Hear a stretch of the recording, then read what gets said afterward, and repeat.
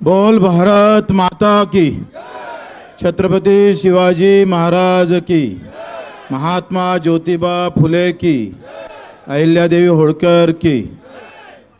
खरं तर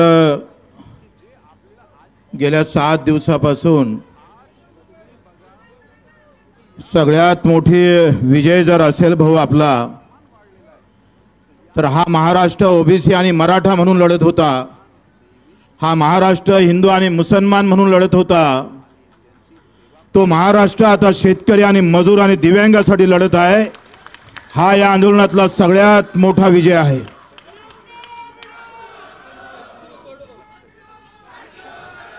आमचं उदयजी सावंत आम्ही पाहतोय, आमचं स्वप्न होतं या व्यासपीठावर मनोजजी जरांगे येऊन गेले, ओबीसीच्या नेत्यांनी पण पाठिंबा दिला। आपण राजू शेट्टी जे येऊन गेले, आमचे तुपकर आले, नवलेजी आले, रोहितजी पवार आले, अनिलजी देशमुख असेल, जानकरजी असेल, संभाजी राजे असेल, सगळ्या मोठ्या नेत्यांनी, आणि राकेशजी टिकेत दिल्लीहून पहिला नेता येणारा ते राकेशजी टिकेत पण इथं आले होते। आपण 3 गोष्टीसाठी अन्नत्याग आंदोलन केलं होतं। एक तर हा बच्चू कडू जिवंत आहे हे सांगासाठी, माझा प्रहारचा कार्यकर्ता, कष्टकरी, दिव्यांग, शेतकरी, शेतमजुरासाठी आम्ही जिवंत आहोत, आम्ही मेले नाही आहोत, यासाठी एक पहिला गोष्ट उद्देश होता। दुसरा उद्देश होता महत्वाचा, का जो आमचा शेतकरी जात पात धर्म पंथ पक्ष यामध्ये वाटून टाकला, राजकारणी लोकांनी त्या शेतकऱ्याचं, मजुराचं, दिव्यांग अस्तित्वहीन करून टाकलं, त्याचं अस्तित्व निर्माण करण्याचं काम आपण या आंदोलनात केलं पाहिजे। खरं तर मीडिया आणि सोशल मीडियाच्या कृपेनं आज महाराष्ट्रभर मी जेव्हा पाहतोय इथे अर्धे अधिक लोक काँग्रेसचे असन, भाजपचे पण काही आहे, फक्त शेतकरी आहे। नेत्याच्या मनात जरी असलं तरी इथल्या शेतकरी शेतमजुरांना नेहमीच सांगत आलो, मत कोणाले मारा, पण जेव्हा शेतकरी शेतमजुराची, कष्टकऱ्याची, दिव्यांगाची लढाई येईल तेव्हा सगळे पक्ष आणि धर्म जात बाजूने घेऊन शेतकरी म्हणून लढावं। कारण 75व्या वर्षामध्ये अजूनही आमच्या आत्महत्या होतं। विमानाचं कारण सांगितलं जातं, ते दुर्दैवी घटना आहे, आम्ही मानतो। काल नैना बोलल्याप्रमाणे 3.5 लाख शेतकरी मेला, त्याच्यासाठी एकही मंत्री का बोलत नाही, त्याच्यासाठी हा सवाल आहे।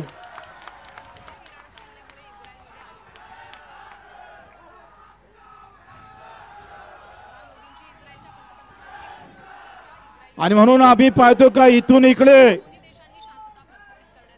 तुम्ही दिलेली साथ, अनेक पक्षाचे लोक, अनेक जातीचे लोक, मेंढपाळ असेल, मच्छीमार असेल, ग्रामपंचायत कर्मचारी असेल, जो गावात काम करणारा, दिव्यांग, तर अर्धी लढाई दिव्यांगानं लढली आहे भाऊ। हा माणूस खुर्चीवर दिसताना पुण्यावरून याटोन एकटा आला, याटोन रायगडला पण आले होते ते, पाय चालता येत नाही, पण जिगर मात्र हनुमानजीची ठेवल्याशिवाय राहत नाही छाती। अशा ह्या दीन दुबळ्यांना 1500 रुपये महिन्यात होत नाही सावंत साहेब, त्याचे महिने 6-6 महिने त्यांना पगार भेटत नाही। आम्ही जे मुद्दे मांडले ना, तुमच्या पक्ष कार्यकर्त्यापासून, नेत्यापासून, आमदार खासदारपासून जे नजरेच्या आड गेलेले लोक आहे, त्याला या आंदोलनानं उजेडात आणलेलं आहे, समोर आणलेलं आहे, लक्षात घ्या। आंदोलन म्हणजे मागण्या पूर्तता एवढाच विषय नसतं, तर आंदोलनातून आम्ही पाहतोय नवीन चळवळ निर्माण झाली पाहिजे, आणि त्या चळवळीतून सरकारच्या डोक्यात मळमळ निर्माण होऊन आमच्यासाठी ते सरकार रस्त्यावर येऊन आमचं काम केलं पाहिजे। ते आज आपण साध्य केलं। मी नेहमी म्हणत असतो का जातीची लढाई सोपी आहे हो, धर्माची लढाई सोपी आहे। कोणतं मंदिर पाडता आणि कोणती मस्जिद पाडता, तर राम ठाकरे नावाची आत्महत्या झाली ज्या दिवशी मी पहिल्यांदा उपोषणाला बसलो, आणि राम ठाकरेची आत्महत्या झाली, राम मंदिर बांधून तुम्ही जे पुण्य कमावलं ते राम ठाकरेच्या आमच्या 37 वर्षाच्या बियाणाले पैसे नव्हते. 3700 रुपयामध्ये आमचं सोयाबीन विकावं लागलं. 7000 रुपये भाव होते तुरीले, 6000 विकावं लागतं. कुठं सरकार तोंड मारत नाही, याचं खरं वाईट वाटतं. मग राम ठाकरेची आत्महत्या प्रभू रामचंद्राच्या नावानं असणाऱ्या रामचंद्र ठाकरेच्या आत्महत्याचं पाप फेडणार कसं? ते फेडता आलं पाहिजे. उद्या जे आम्ही तुम्हाला मानतोय, पण हे वर्ग बरेच दूर राहिलेले आहे. एमआरजेच्या मजुराले, काम करणाऱ्या मजुराले 6-6 महिने मजुरी भेटत नाही. तुमच्या आमचे पगार 5 तारखेच्या आत होतं. लाज वाटायला पाहिजे या गोष्टीची, शरम वाटायला पाहिजे. गावातला शेतमजूर आहे, त्याला साप चावलं तर पैसे भेटत नाही, आणि शेतकऱ्याला मात्र पैसे भेटतं साप चावल्यावर, ते लवकर भेटत नाही. एका गावात मजूर शेतात काम करतोय आणि शेतकरी काम त्या याच्यात करतोय शेतात. काय तुझा भाव आहे? काय ह्या योजना पूर्ण केल्या नाही पाहिजे? पण आमचे मुद्दे सावंत साहेब अतिशय शेवटचा घटक, गरीब आहे. मेंढपाळ लोक बिचारे ते सगळे फिरत राहतं. मेंढपाळ लोक, तर आमचा अर्जुन बसला इथे उपोषणाला, त्यांना जमीन नाही आहे आणि चाऱ्याला जून जुलै ऑगस्ट पर्यंत 3 महिने पाऊस असतो आणि चाऱ्याला काहीच नसते. त्याला फक्त ई क्लास असेल, फॉरेस्टची जागा असेल, ते काय मेंढर वरचं खातं, खालचं खात नाही, झाडाच्या वरचं तोडतात. तेवढं जरी केलं असतं तर त्यांचं पोट भरलं असतं. आम्हाला सांगायचंय जोडधंदा करा, मग कलेक्टरला जोडधंदा द्या, एखादं 2-3 मशिद्या बांधून यांच्या इथं, काय हरकत आहे? तेवढा पगार कमी करा. विधवा भगिनी येऊन गेल्या, त्यांना 1500 भेटतं, संजय गांधीचेच लाभार्थी आहे. आणि म्हणून ही लढाई मित्र तुम्ही सगळ्यांनी, मरत वाटतंय हा बच्चू कडूचं यश नाही आहे. आम्ही प्रचंड यश महाराष्ट्रामध्ये जे उणीव होती, शेतकरी एकत्र, मजूर एकत्र, दिव्यांग एकत्र येण्याची, ते उणीव या आंदोलनानं भरून काढली. लक्षात ठेवा, भरून काढलेली आहे. हे मोठं यश आहे. सरकार येईन नाही येईन, त्याचं कर्तव्य बजावन नाही बजावन, ये आजी ते 65 वर्षाची आहे, तिचं शुगर आहे 450. तरी ते इकून समोर बस, इथं हे घरे हे काय हे काही आमच्या ओळखीची नाही, जातीची नाही, धर्माची नाही, पंथाची नाही. कुठून आली बिचारी, तिला माहीत झालं म्हणे तू बसतो तर मी तू थांबून जावे, मी उपोषणाला बसतो म्हणे. आजीसाठी टाळ्या वाजवा एकदा. आमचे हे पुण्यावरून आले, कडू आहे, गणेशकर आहे, गणेश निंबाळकर आहे, दुधाने आहे, बघे 3-4-50 आमचे हे आहे. सगळ्यांना प्रचंड मेहनत घेतली. शेतकरी मजुराची लढाई कठीण असतं लढणं, कारण त्याला धर्म आणि जात जिटकली नसतं. आणि म्हणून ही लढाई अधिक मजबूत करण्याच्या उद्देशातून आपण 4 आंदोलन केले आणि हे 5वं आंदोलन आहे. आतापर्यंत एकूण ज्या मागण्या केलेल्या आहे, जे काही लिहून आणलेलं आहे, थोडं बाई थांब थोडं, हा तिला वरते घेऊन येते, याच्यावर बसव, ह्या स्टेजवर बसव, नाही इथं बसव, त्याला उचलून इथं बसव. थोडं थांब मावले, त्यांना जायचं आहे. कर्जमाफी थांबवली होती, कोणी बोलत नव्हतं. अजितदादाचं मला बयान माहित आहे, ते म्हणत होते मला कुठं माहित आहे देवेंद्र फडणवीस साहेबांना कर्जमाफीची घोषणा केली म्हणून. पण आज अजितदादा बोलले पुण्याला, दिव्यांगाने तिथे आंदोलन केलं आणि अजितदादांना तिथं सांगितलं का कर्जमाफी आम्ही आता हा मुद्दा ऐरणीवर घेतला आहे, म्हणजे आपल्या आंदोलनानं बोलकं केला. लक्षात घ्या, देवेंद्रजी या कर्जमाफीवर कधीच बोलत नव्हते, ते पण आता बोलले. आमचं म्हणणं तेच होतं का देवेंद्रजी तुम्ही जे मौन पाळलं आहे ते मौन सोडा आणि कर्जमाफी बद्दल एक डाव तरी बोला, बोलले ते. लक्षात घ्या, याच्यात हा किचकट विषय मला माहित आहे का कर्जमाफी म्हणजे सरसगट सगळ्यांना कर्जमाफी करा, किती पैसे लागते, काय लागते, कोणाला माफ करायचं, कोणाला नाही करायचं, किती माफ करायचं, आणि विशेषतः ज्यानं कर्ज भरलं त्याचा पण विषय आहे. आणि मागच्या 2 कर्जमाफी झाल्या त्याच्यातले काही लोक सुटलेले आहे, ते विषय घ्यावं लागेल. त्याच्यानं किती लोक सुटले हा सगळा विषय काही 1-2 दिवसाचा नाही आहे, तुम्हाला माहीत आहे. आपण 90% कर्जमाफीमध्ये यश मिळवलेलं आहे बऱ्यापैकी. दिव्यांगाच्या बाबतीत असं एकूण 25 मागण्यापैकी आपल्या 5 मागण्या राहिल्या, आपण 20 मागण्या पूर्ण केल्या आंदोलनातून. सगळ्यात मोठं यश आहे 20 मागण्या. आणि मग आता कर्जमाफीचा एवढा विषय, कारण दिव्यांगांना मानधन ते 30 जूनला वाढवणार आहे. कर्जमाफीचा विषय आहे ते. मला एक गोष्ट थोडा डोक्यात आहे का बा, तुम्ही तारीख कोण नाही सांगत.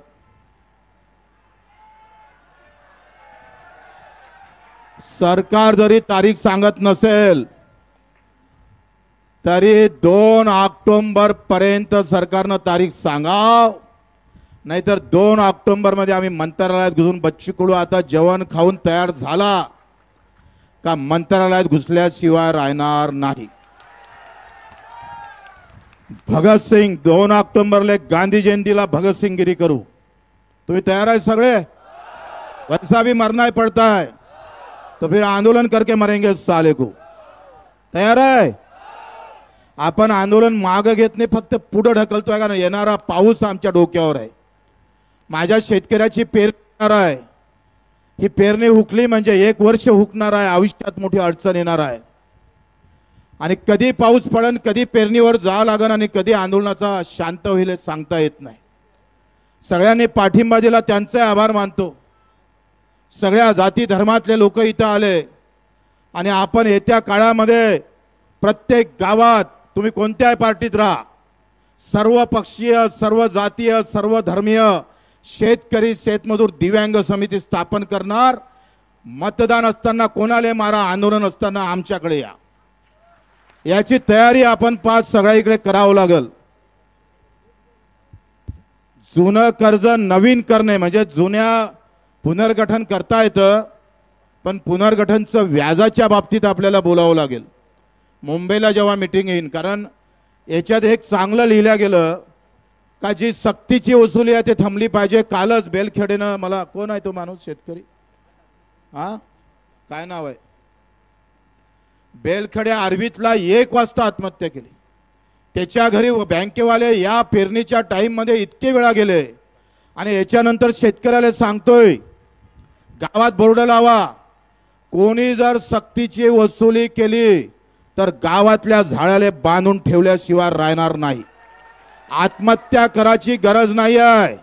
वसूल करायचे असेल तर अदानी अंबानी करा साले हो, आमचे वसूल करांतर ठोकल्याशिवाय आम्ही राहणार नाही. प्रत्येक गावात बोर्ड लावू आपण. म्हणून कर्ज अंगावर आहे म्हणून मरायचं नाही. जो येईन अंगावर आणि आमचं मरण जर जवळ करत असाल तर फक्त मला सांगा, मी त्याचा हिशोब घेतल्याशिवाय राहीन नाही. आणि येत्या 8 दिवसाच्या आत वसुलीची अट रद्द करणे, सक्तीची वसुली थांबवणे आणि जे थकीत कर्जदार आहे त्याला नवीन कर्ज देण्याची व्यवस्था करणे, या 2 गोष्टी 8 दिवसाच्या आत झाल्या पाहिजे. कमलताई गवई आल्या, त्यांना येऊन या इकडे, त्यांना घेऊन.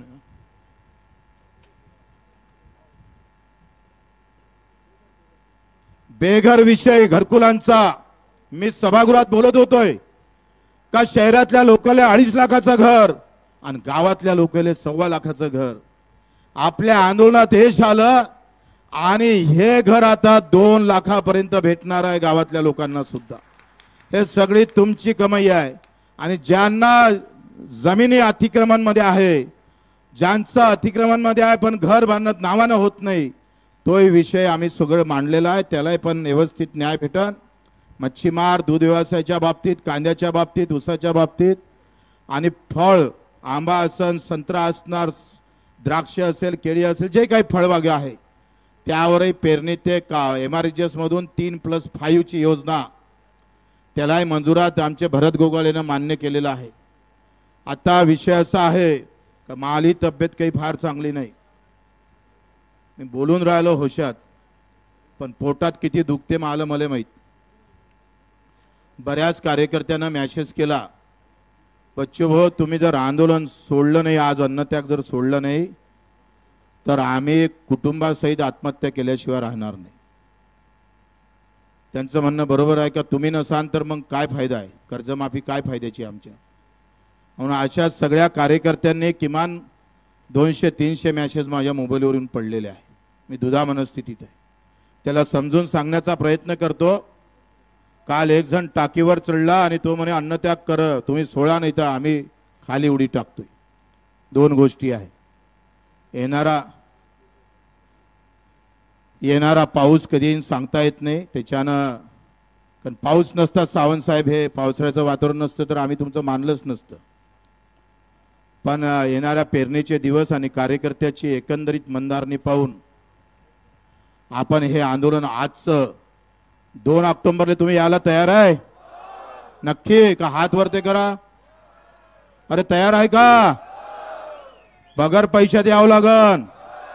आता एकाच्या लोकांना अधिक 100-200 आणावं लागल. आपण याला चकवा देऊ छत्रपती शिवाजी महाराजासारखा, सांगू नागपूरले जाऊ मुंबईले, बरोबर आहे ना. येले एकदा आपण तसा गनिमा गावा जो छत्रपतीने खेळला होता तो या सरकारच्या विरोधात 2 ऑक्टोबर तुमने तारीख नहीं दी तो चली रही. ठीक है, मुख्यमंत्री तारीख देने को तयार नहीं है अभी, पण आम्ही 2 ऑक्टोबर तारीख सांगितली आहे, ते पर्यंत माफ करावंच लागेल, नाहीतर आम्ही तुम्हाला सोडणार नाही. बरोबर आहे? सगळ्याची तयारी आहे? सगळे तयार आहे ना?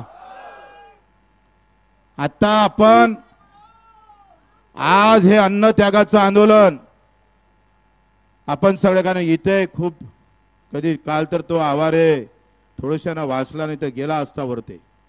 हे कार्यकर्त्याचं मी काही अंत पाहू शकत नाही आणि ते माल्याशिवाय उठाले तयार नाही. तिथे हे आजी तर ऐकतच नव्हती. ही म्हणे का मी आता जो दवाखान्यात नेला आहे तो मोहम्मद रिजवान आहे. सगळ्या धर्मातले लोक बसले, सर्व जातीचे लोक बसले आहे. खरं तर हे आंदोलनाला यश ना भाऊ बच्चू कडूच्या 7 दिवसाचं उपोषण नाही, तुम्ही जे इथं आले आणि समर्थन दिलं ना, तुमचं खरं यश आहे, आमचं यश नाही आहे, तुमचं यश आहे. तुम्ही एवढी गर्दी केली नसती, स्वतःच्या पैशानं आले, शिदोरी घेऊन आले, जेवाची व्यवस्था नाही, काही नाही, आणि प्रत्येक गावातून सगळ्या पक्षातले लोक एकत्र आले. असेच एकत्र राहा. मी पूर्ण महाराष्ट्रभर फिरणार आहो. या ऑक्टोबर पर्यंत प्रत्येक तालुक्यात महाराष्ट्रात मी येणार आहो. अधिक आंदोलन मजबूत करू, अधिक ताकदवर करू. हाय त्याच्यापेक्षा अधिक कसं मोठं होते होईल. कोणत्याही पक्षात राहा, कोणत्याही धर्माचा मान सन्मान करा, पण शेतकरी शेतमजूर एकत्र आल्याशिवाय राहणार नाही. बरोबर आहे? सगळे तयार आहे? आणि म्हणून आता आपण सगळ्यांनी, सगळ्या मला कार्यकर्त्यांनी खूप आग्रह केला. नंतर मी 16 तारखेपासून पाणी टाकणार होतो आणि पाणी टाकल्याशिवाय सरकार मानत नव्हतं, लक्षात घ्या. बरेच डॉक्टरांनी मला सल्ला दिला का पाणी टाकलं तर पहिलेच तुमच्या लिव्हरचा प्रॉब्लेम होणं सुरू झालेला आहे, उद्या कदाचित भरती व्हावं लागेल. आणि अशा वेळेस सगळ्या गोष्टी पाहून आपण तूर्त हे आंदोलन मागे घेऊन 2 ऑक्टोबरला याची पुन्हा सुरुवात करू जमदारपणे, ताकदने. सगळ्याची तयारी आहे ना? कोणाची नाही आहे का? सगळे तयार आहे का? हात वरती करा. धन्यवाद. जय हिंद, जय महाराष्ट्र. फक्त आता नाव काय आजी तुझं? तुझे नाव सुमन, आणि हे तुमचं नाव सुमन. आणि बापूच्या हातून मी पाणी घेतो, उदय सावंत साहेबांच्या हातून, म्हणजे त्यांच्या उपस्थितीत. हे 2, एक अपंग आणि एक विधवा महिला, आमची शेतकऱ्याची माय वय आहे. आणि मलेत पास तू. हां,